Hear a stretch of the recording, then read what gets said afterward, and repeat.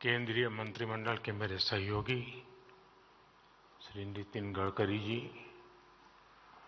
नारायण राणे जी, पीयूष गोयल जी, हरदीप सिंह पुरी जी, Mahendra Nath Pandey ji, industry के सभी दिग्गज, अन्य महानुभाव, देवी और सज्जनों, अभी मैं पीयूष जी को सुन रहा था। वो कह रहे थे कि आप आए तो हमारा हौसला बढ़ जाता है, लेकिन मैं देख रहा तो यहां तो सारे हॉर्स पावर लोग वाले बैठे हैं।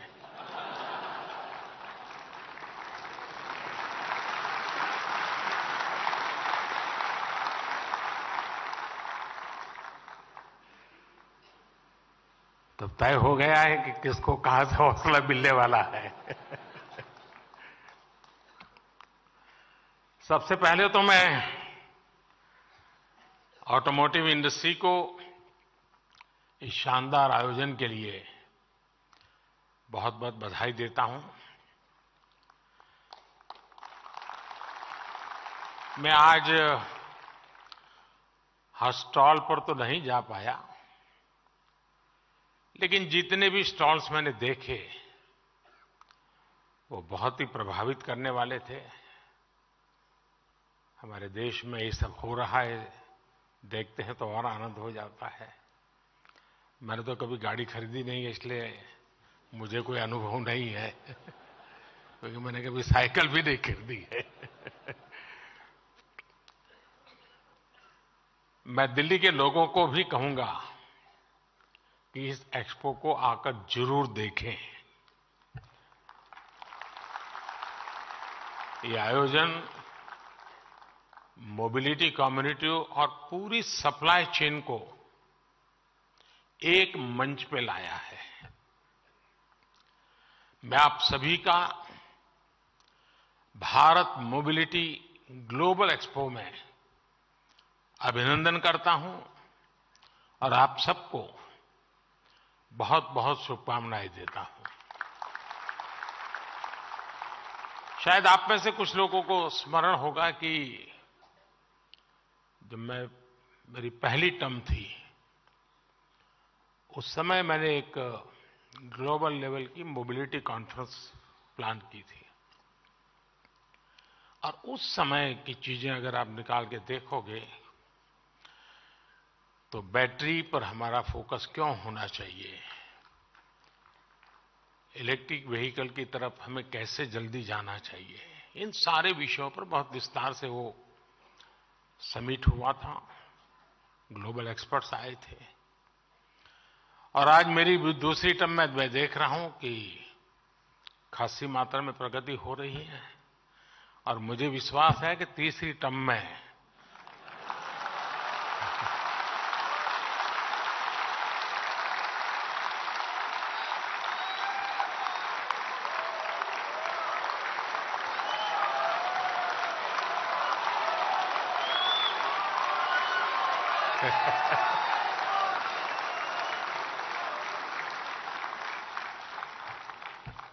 चलिए, समझदार को इशारा काफी होता है।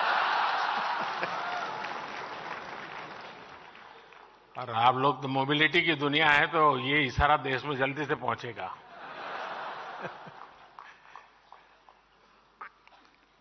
साथियों, आज का भारत 2047 तक विकसित भारत बनाने के लक्ष्य को लेकर आगे बढ़ रहा है। इस लक्ष्य की प्राप्ति में मोबिलिटी सेक्टर एक बहुत बड़ी भूमिका अदा करने वाला है। और मैंने लाल किले से कहा था, मैं आज दोबारा उसका पुनःस्मरण करा रहा हूं। उसमें मेरा एक विजन भी था, मेरा विश्वास भी था। और वो विश्वास मेरा अपना नहीं था, 140 करोड़ देशवासियों का सामर्थ्य के कारण वो विश्वास शब्दों में प्रकट हुआ था। और उस दिन मैंने कहा था लाल किले से यही समय है, सही समय है।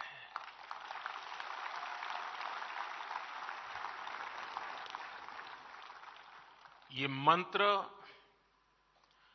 आपके सेक्टर पर बिल्कुल फिट बैठता है। एक प्रकार से India is on the move and is moving fast. Bharat के मोबिलिटी सेक्टर के लिए एक तरह से गोल्डन पीरियड का प्रारंभ है। आज भारत की अर्थव्यवस्था का तेजी से विस्तार हो रहा है और जैसा मैंने पहले कहा, हमारी सरकार की तीसरे टर्म में भारत का दुनिया की तीसरी सबसे बड़ी अर्थव्यवस्था बनना तय है।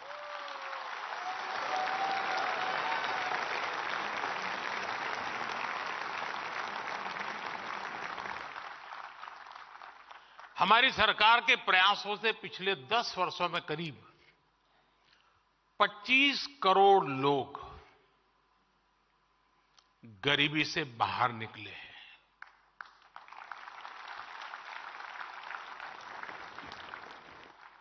और जब वो गरीबी से बाहर निकलता है ना, तब उसके सपनों में पहली 5 चीजों में क्या होता है? एक आप होते हैं। चाहे वो साइकिल खरीदने का चाहेगा, चाहे स्कूटी खरीदना चाहेगा, चाहे स्कूटर, और हो सके तो 4 व्हीलर। उसका पहला ध्यान आप ही पर जाने वाला है। और ये 25 करोड़ लोग गरीबी से बाहर आए हैं। आज भारत में बड़ी संख्या में न्यू मिडिल क्लास बना है, जिसकी अपनी आशाएं हैं, अपनी आकांक्षाएं हैं। शायद एस्पिरेशन का लेवल उस सोसाइटी में होता है, उस इकोनॉमिकल स्ट्राटा में होता है, वो शायद ही कहीं और होता है जी। जैसे व्यक्ति के जीवन में 14 से 20 साल का कालखंड जैसे एक प्रकार से अलग ही होता है, वैसा इनके जीवन में होता है। और इसको अगर हम एड्रेस करते हैं तो आप कल्पना कर सकते हैं हम कहां से कहां पहुंच सकते हैं जी। ये न्यू मिडिल क्लास, उसके एस्पिरेशंस, और दूसरी तरफ आज भारत में मिडिल क्लास का दायरा भी बहुत तेजी से बढ़ रहा है। मिडिल क्लास की इनकम भी बढ़ रही है। ये सारे फैक्टर्स भारत के मोबिलिटी सेक्टर को नई ऊंचाई देने वाले हैं। बढ़ती हुई अर्थव्यवस्था और बढ़ती हुई आय के बीच बढ़ते हुए कुछ आंकड़े आपके सेक्टर का हौसला बढ़ाने वाले हैं। मोदी नहीं, ये आंकड़े। साल 2014 के पहले 10 सालों में भारत में 12 करोड़ के आसपास गाड़ियों की बिक्री हुई थी, जबकि 2014 के बाद से देश में 21 करोड़ से ज्यादा गाड़ियों की बिक्री हो चुकी है। 10 साल पहले भारत में साल भर में 2000 तक इलेक्ट्रिक गाड़ियां बिक रही थी। वहीं अब भारत में करीब 12 लाख इलेक्ट्रिक गाड़ियां हर साल बिक रही है। पिछले 10 साल में पैसेंजर व्हीकल्स की बिक्री में 60% की वृद्धि हुई है। भारत में 2 व्हीलर सेल्स भी 70% से ज्यादा बढ़ी है। अभी कल ही जो आंकड़े आए हैं वो बताते हैं कि जनवरी के महीने में कारों की बिक्री ने अपने पिछले सारे रिकॉर्ड तोड़ दिए हैं। जिनकी बिकी है वो यहां बैठे हैं ना। आप चिंता मत कीजिए, इनकम टैक्स वाले नहीं सुन रहे हैं, घबराओ मत। यानी आप सभी के लिए मोबिलिटी सेक्टर में अभूतपूर्व पॉजिटिव वातावरण आज धरती पर नजर आ रहा है। आपको आगे बढ़कर इसका लाभ उठाना है। साथियों, आज का भारत भविष्य की जरूरतों को ध्यान में रखते हुए नई नीतियां बना रहा है और इसमें निश्चित तौर पर मोबिलिटी सेक्टर के लिए विशेष जगह है। कल जो बजट पेश हुआ है उसमें भी इस विजन आपको देख पाते होंगे। ये तो इंटरिम बजट है, पूरा तो आएगा जब हम तीसरी बार आएंगे तब। 2014 में भारत का capital expenditure 2014 capital expenditure 2 lakh crore से भी कम था। 2 लाख करोड़ रुपए से कम था। आज ये 11 लाख करोड़ से भी ज्यादा हो गया है। कैपिटल एक्सपेंडिचर पर 11 लाख करोड़ रुपए का खर्च का ऐलान भारत के मोबिलिटी सेक्टर को अनेक विद अपॉर्चुनिटीज लेकर के आया है। ये न सिर्फ अर्थव्यवस्था को ताकत देगा, बल्कि इससे रोजगार के भी नए अवसर बनेंगे। इस अभूतपूर्व इन्वेस्टमेंट की वजह से आज भारत में rail, road, airport, waterway transport यानी हर क्षेत्र का कायाकल्प हो रहा है।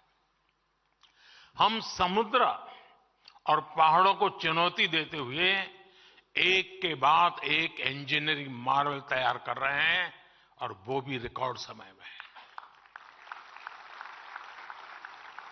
अटल टनल से लेकर अटल सेतु तक भारत का इंफ्रास्ट्रक्चर डेवलपमेंट नए रिकॉर्ड बना रहा है। बीते 10 वर्षों में भारत में 75 नए एयरपोर्ट बनाए गए हैं। करीब 4 लाख किलोमीटर ग्रामीण सड़कों का निर्माण हुआ है। 90,000 किलोमीटर नेशनल हाईवे बने हैं। 3500 किलोमीटर के हाई स्पीड कॉरिडोर विकसित किए गए हैं। 15 नए शहरों में मेट्रो रेल और 25,000 किलोमीटर के रेल रूट्स का निर्माण हुआ है। इस बार के बजट में 40,000 रेल कोचेज को वंदे भारत ट्रेन के डिब्बों जैसा आधुनिक बनाने का ऐलान किया गया है। ये 40,000 कोच सामान्य रेलगाड़ियों में लगाए जाएंगे। इससे भारतीय रेलवे की तस्वीर बदलने वाला तय है। साथियों, हमारी सरकार की इस स्पीड और स्केल ने भारत में मोबिलिटी की परिभाषा को भी बदल दिया है। हमारी सरकार का जोर रहा है कि प्रोजेक्ट समय पर पूरे हों, अटके नहीं, भटके नहीं, लटके नहीं। ट्रांसपोर्टेशन को आसान बनाने के लिए, लॉजिस्टिक्स से जुड़ी चुनौतियों कम करने के लिए भी हमारी सरकार ने ऐतिहासिक बदलाव किए। पीएम गति शक्ति नेशनल मास्टर प्लान के तहत आज देश में इंटीग्रेटेड ट्रांसपोर्ट को बढ़ावा दिया जा रहा है। एयरक्राफ्ट और शिप लीजिंग के लिए गिफ्ट सिटी रेगुलेटरी फ्रेमवर्क बनाया गया है। लॉजिस्टिक्स चेन को आधुनिक बनाने के लिए सरकार ने नेशनल लॉजिस्टिक्स पॉलिसी बनाई है। सामान की ढुलाई में समय कम लगे, पैसा कम लगे, इसके लिए डेडिकेटेड फ्रेट कॉरिडोर विकसित किए गए हैं। कल बजट में जिन 3 रेलवे इकोनॉमिक कॉरिडोर्स की घोषणा की गई है, वो भी भारत में ईज ऑफ ट्रांसपोर्टेशन को बढ़ाने का एक काम करेंगे। साथियों, आज भारत में नेशनल हाईवेज और आधुनिक एक्सप्रेसवे के निर्माण के जरिए कनेक्टिविटी को निरंतर मजबूत किया जा रहा है। जीएसटी ने न सिर्फ सामानों की आवाजाही को तेज किया है, बल्कि राज्यों के बॉर्डर्स पर जो चेकपोस्ट होते थे उन्हें भी खत्म किया है। फास्ट ट्रैक टेक्नोलॉजी भी इंडस्ट्री के ईंधन और समय दोनों की बचत करा रही है। एक स्टडी के मुताबिक फास्ट ट्रैक से अर्थव्यवस्था को हर साल 40,000 करोड़ रुपए का फायदा हो रहा है। साथियों, भारत आज विश्व का इकोनॉमिक पावर हाउस बनने के मुहाने पर है। ऑटो और ऑटोमोटिव कंपोनेंट इंडस्ट्री की बहुत इसमें भूमिका रहने वाली है। आपकी इंडस्ट्री का देश के टोटल एक्सपोर्ट में बड़ा प्रतिनिधित्व है। भारत आज पैसेंजर व्हीकल के मामले में विश्व का तीसरा सबसे बड़ा मार्केट है। हम पूरी दुनिया में कॉमर्शियल व्हीकल्स बनाने वाले तीसरे सबसे बड़े देश हैं। हमारी कंपोनेंट इंडस्ट्री भी ग्लोबली कॉम्पिटिटिव बन रही है। अब अमृत काल में हमें इन सभी क्षेत्रों में दुनिया में टॉप पर आना है। हमारी सरकार आपके हर प्रयास में आपके साथ खड़ी है। ये मैं आपके लिए कह रहा था।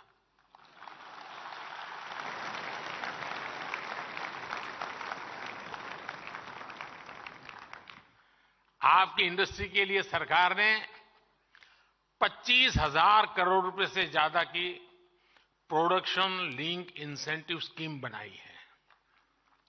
यह हमारी पूरी वैल्यू चेन को आत्मनिर्भर बनाने और एमएसएमई को शक्ति देने में बड़ी भूमिका निभा रही है। बैटरी स्टोरेज के लिए सरकार ने 18,000 करोड़ रुपए की पीएलआई स्कीम दी है। और जब बैटरी स्टोरेज की बात आती है तब मैं आपको बताता हूं मैं क्या सोच रहा हूं। अगर मैं क्लीन कुकिंग मूवमेंट को आगे बढ़ाऊं, मान लीजिए देश में 25 करोड़ घर है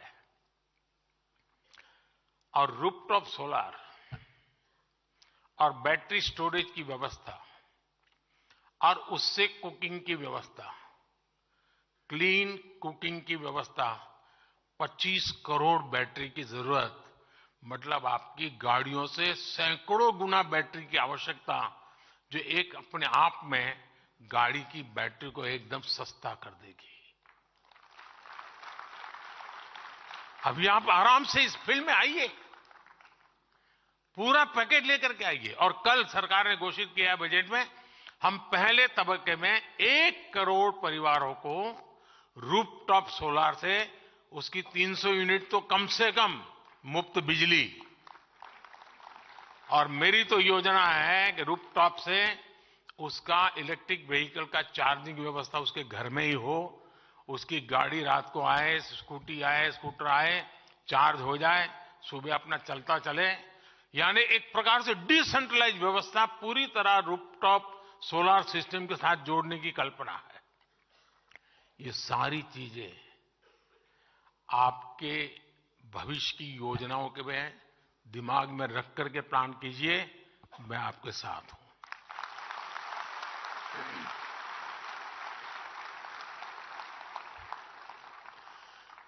रिसर्च और टेस्टिंग को और बेहतर करने के लिए नेशनल प्रोजेक्ट को 3200 करोड़ रुपए दिए गए हैं। नेशनल इलेक्ट्रिक मोबिलिटी मिशन की मदद में भारत में इलेक्ट्रिक व्हीकल्स के निर्माण को नई गति मिली है। ईवी की डिमांड को बढ़ावा देने के लिए सरकार ने करीब 10,000 करोड़ रुपए का निवेश किया है। हमारी सरकार की फेम स्कीम भी बहुत सफल रही है। इस स्कीम के तहत आज राजधानी दिल्ली समेत कई शहरों में हजारों इलेक्ट्रिक बसें चलनी शुरू हुई है। सरकार ईवी चार्जिंग स्टेशन बनाने के लिए भी सब्सिडी दे रही है। साथियों, रिसर्च और इनोवेशन को प्रोत्साहित करने के लिए कल के बजट में, जैसा मैंने कहा, 1 लाख करोड़ रुपए की फंड की घोषणा की है। स्टार्टअप्स को मिल रही टैक्स छूट को और विस्तार देने का भी निर्णय कर लिया है। इन फैसलों से भी मोबिलिटी सेक्टर में नई संभावनाएं पैदा होगी। ईवीज के सामने आज सबसे बड़ी चुनौती उसकी कॉस्ट और बैटरीज की है। इस फंड का इस्तेमाल इस क्षेत्र में रिसर्च के लिए हो सकता है। हमारी रूफटॉप सोलर स्कीम में भी ईवी मैन्युफैक्चरिंग से जुड़ा कंपोनेंट है, जिससे ऑटो सेक्टर को भी मदद मिलेगी। जब सोलर रूफटॉप की संख्या बढ़ेगी तो स्वाभाविक है कि बड़ी संख्या में बैटरीज की भी जरूरत होगी। आपके लिए इस सेक्टर में भी विकास की बहुत बड़ी संभावनाएं हैं। और मैं तो एक और बात कहूंगा, क्यों नहीं हमारी इंडस्ट्री ऐसी रिसर्च करती जिसमें भारत में मौजूद रॉ मटेरियल से ही नई तरीके की बैटरी बनाई जाए। क्योंकि दुनिया को चिंता है कि ये रॉ मटेरियल कितने लंबे अरसे तक चलेगा और तब क्या होगा। हम अभी से क्यों ना ऑल्टरनेट ले। मैं समझता हूं कि देश दे सकता है। काफी लोग सोडियम पे काम कर भी रहे हैं। और सिर्फ बैटरी ही नहीं, ऑटो सेक्टर को ग्रीन हाइड्रोजन और इथेनॉल के क्षेत्र में भी नई रिसर्च को बढ़ावा देना चाहिए। हमारे स्टार्टअप्स ने ड्रोन सेक्टर को भारत में नई उड़ान दी है। इस फंड का इस्तेमाल ड्रोन से जुड़ी रिसर्च में भी हो सकता है। आज हमारे वाटरवेज ट्रांसपोर्ट के बहुत ही कॉस्ट इफेक्टिव माध्यम बनकर उभरे हैं। भारत की शिपिंग मिनिस्ट्री अब स्वदेशी टेक्नोलॉजी का इस्तेमाल करके हाइब्रिड वेसल्स बनाने की दिशा में आगे बढ़ रही है। आपको भी इस दिशा में जरूर आगे आना चाहिए। साथियों, आज इंडस्ट्री के आप सभी दिग्गजों के बीच, मार्केट की इतनी सारी चर्चाओं के बीच, मैं एक मानवीय पहलू की तरफ भी आपका ध्यान दिलाना चाहता हूं। हमारे लाखों ड्राइवर साथी इस मोबिलिटी सेक्टर का एक बहुत बड़ा हिस्सा है। जो ट्रक चलाते हैं, जो टैक्सी चलाते हैं, वो ड्राइवर हमारी सामाजिक और आर्थिक व्यवस्था का एक अभिन्न हिस्सा है। अक्सर ये ड्राइवर्स घंटों घंटों लगातार ट्रक चलाते हैं और मालिक भी क्या, समय पर क्यों नहीं आया वहीं से शुरू करता है, कहां रुक गया था। इनके पास आराम का समय नहीं होता।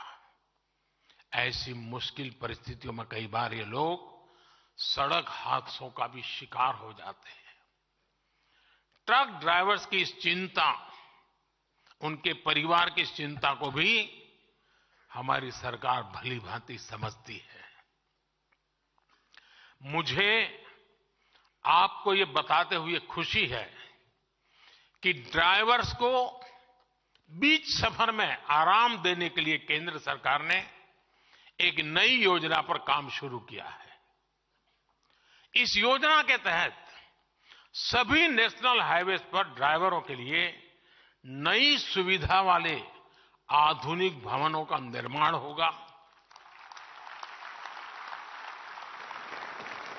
इन भवनों में ड्राइवरों के लिए भोजन, पीने के साफ पानी, शौचालय, पार्किंग और आराम करने की पूरी व्यवस्था होगी। सरकार की तैयारी इस योजना के पहले चरण में देश भर में ऐसे 1000 भवन बनाने से शुरुआत करने की है।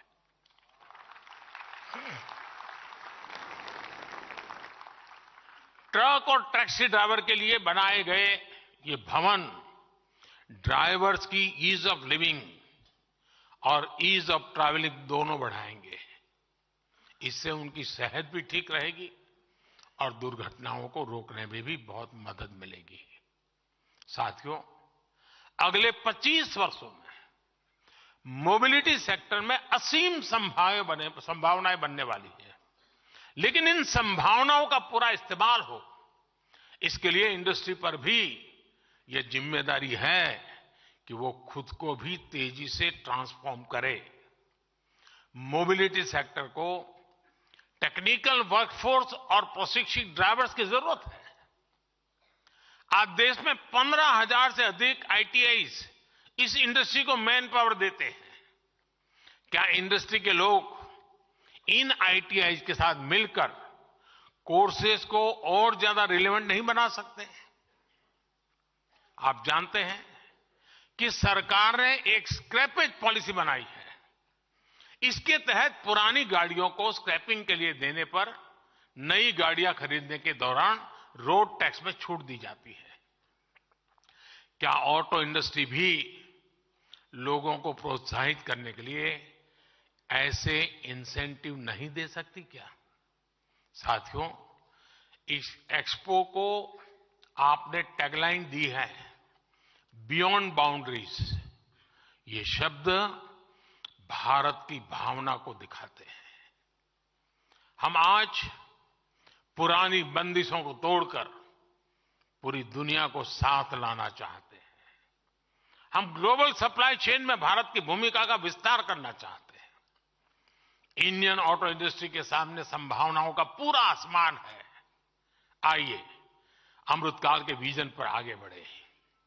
आइए भारत को इस क्षेत्र का ग्लोबल लीडर बनाए। और मैं टायर वालों के क्षेत्र में अभी चक्कर काट के आया, और मेरा पहले दिन से इन टायर वाली दुनिया से झगड़ा रहता है। मुझे अभी भी समझ नहीं आता है कि भारत जो खेती प्रधान देश है, उसको रबर इंपोर्ट क्यों करना पड़े।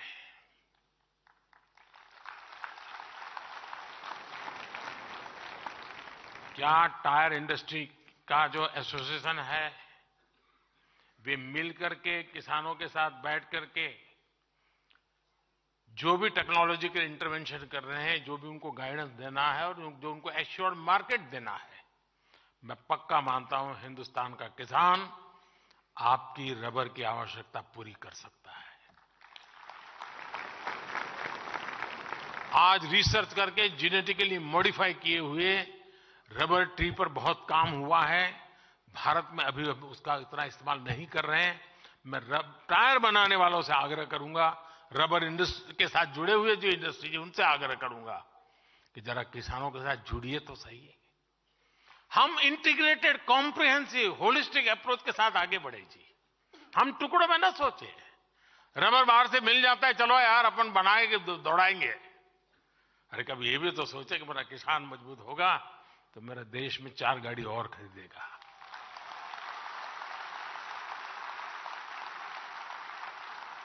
और गाड़ी कोई भी खरीदे, टायर तो आप ही का लगने वाला है जी।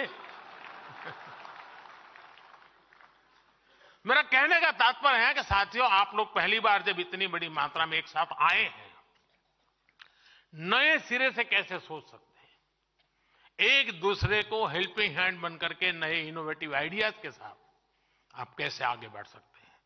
और आज हम एक ऐसे स्टेज पर हैं, हम जितने साथ मिलकर काम करेंगे, हमारी ताकत अनेक गुना बढ़ जाएगी और हम दुनिया में छाने का मौका नहीं जाने देंगे।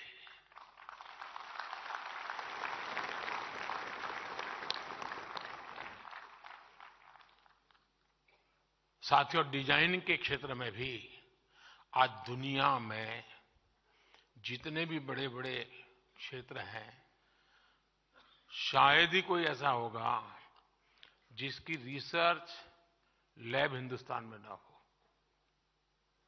भारत के पास एक टैलेंट है, डिजाइनिंग की टैलेंट है।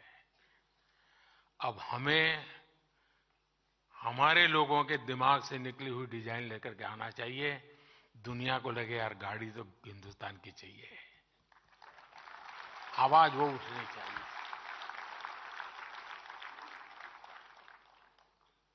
गर्व से वो कहे, रास्ते में जाता है तो कोई भी, अरे ये हमारी मेड इन इंडिया है, जरा देख के गाड़ी तो देखे जरा। मैं मानता हूं ये मिजाज पैदा करना चाहिए। और अगर आपका आप पर भरोसा होगा ना, तो दुनिया आप पर भरोसा करेगी। मैं जब दुनिया के सामने योग की बात लेकर के गया था, मैंने योग की बात कही थी, तो मैं वापस हिंदुस्तान आया तो मुझे कई लोग कह रहे थे, क्या मोदी जी यूएन में पहला भाषण करने गए और आप ये करके आए। लेकिन आज पूरी दुनिया नाक पकड़ करके बैठ गई है।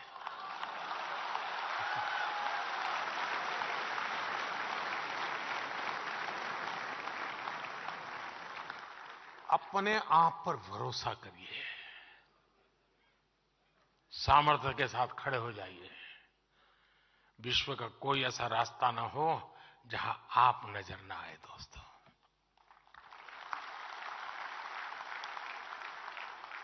जहां से नजरें तुम्हारी गुजरे, वहां पे तुम्हें गाड़ी तुम्हारी नजर आए।